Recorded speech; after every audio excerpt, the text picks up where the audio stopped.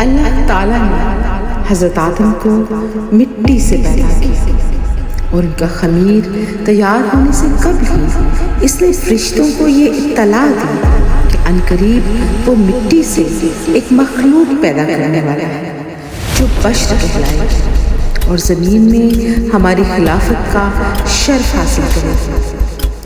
آدم کا خمیر مٹی سے گوندھا گیا اور ایسی مٹی سے گوندھا گیا جو نت نئی تبدیلی قبول کر لینے والی تھی۔ جب یہ مٹی پختہ ٹھیکری کی طرح آواز دینے لگی اور کھنکھنانے لگی تو اللہ تعالیٰ نے اس دستے خاکی میں روح دی اور وہ یک بشک گوشت پوست ہڈی پٹھے کا زندہ انسان بن گیا اور ارادہ، شعور، حس، عقل اور وجدانی جذبات و کیفیات کا حامل نظر آنے لگا۔ اب فرشتوں کو حکم ہوا کہ تم اس کے سامنے سربسجود ہو جاؤ۔ فوراً تمام فرشتوں نے تعمیل ارشاد کی، مگر ابلیس نے غرور و تمکرت کے ساتھ صاف انکار کر دیا۔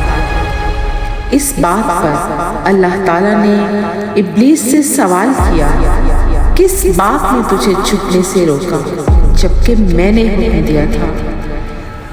ابلیس نے جواب دیا، اس بات میں کہ میں آدم سے بہتر ہوں۔ تو نے مجھے آگ سے پیدا کیا اور آدم کو مٹی سے۔